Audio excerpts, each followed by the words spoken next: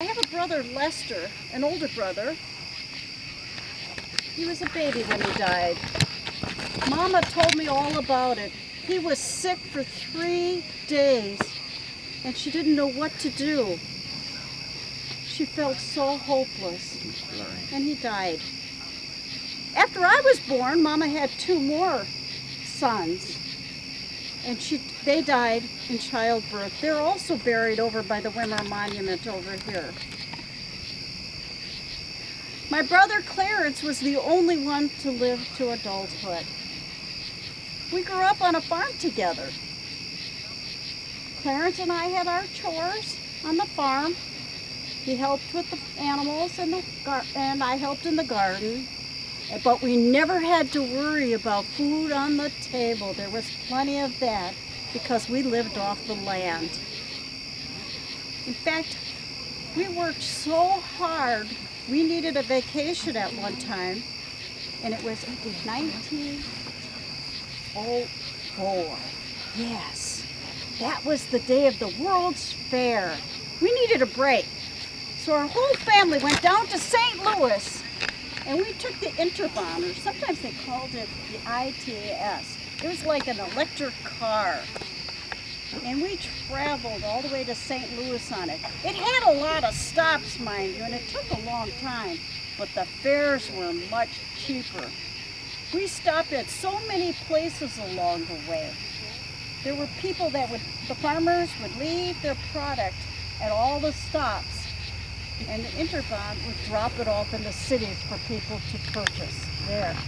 So there were a lot of stops. And let me tell you, it was so bouncy. We bounced all the way to St. Louis.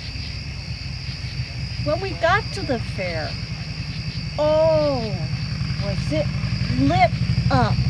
It was all about electricity. All the buildings were lit up. I saw electric typewriters, electric telegraph phones, dishwashers, and so many new gadgets I couldn't believe. But being a little girl that I was most impressed with ice cream cones, iced tea, oh, and the fabulous hot dogs I'd never been exposed to. And we did get to meet a very famous person, Thomas Edison himself. Oh, what a thrill it was to meet the famous man. Well, after that, we went back to Auburn. And Dad decided we're going to sell the farm and move to the newly incorporated city of Auburn. And we moved in on the square. Everybody was shocked at first, but I liked the fact that I didn't have to haul water from the cistern anymore. That was something. Now, we did have some nice conveniences. We were among the first to have a telephone in our house. So we knew all the gossip going on in Auburn. In fact, I'll never forget, they called my daddy first because he was in the volunteer fire department when we had a fire on the square. Well, things kind of got a little bit back to normal after the fire until about 1918, the year of the war, the First World War. They started the draft. My brother Clarence, he signed up for the draft.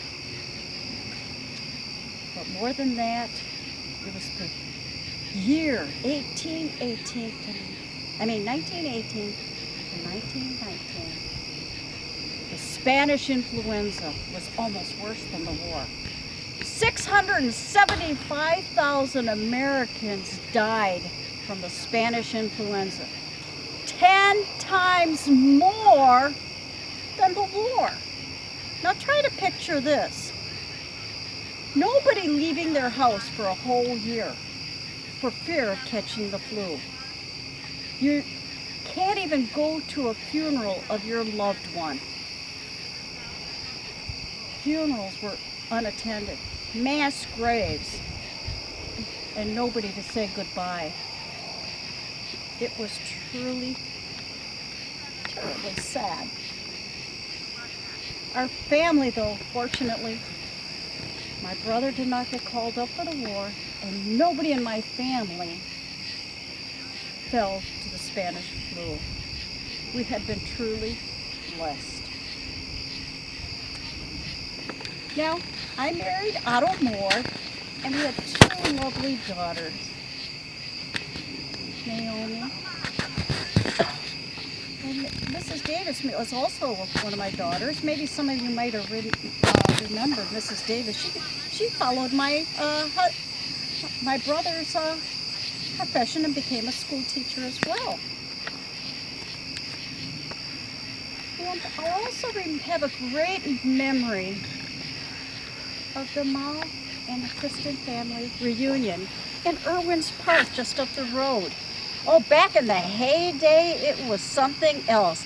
They had a pavilion, and they even had like Ferris wheels and merry-go-rounds, and there was even a swimming pool, a swimming hole basically.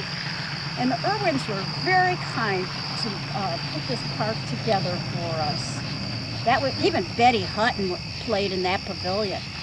There was a brick house there too, and the bricks from that house were from the same quarry of the bricks that were used in the old State House in Springfield, Illinois as well. Well, I have been yammering a little bit long here, and I haven't even gotten to my main purpose of being here, which was to pay my respects to my younger brothers. And I fear that once I'm over there, I will not be in any situation for any kind of socialization. So please excuse me, and good night.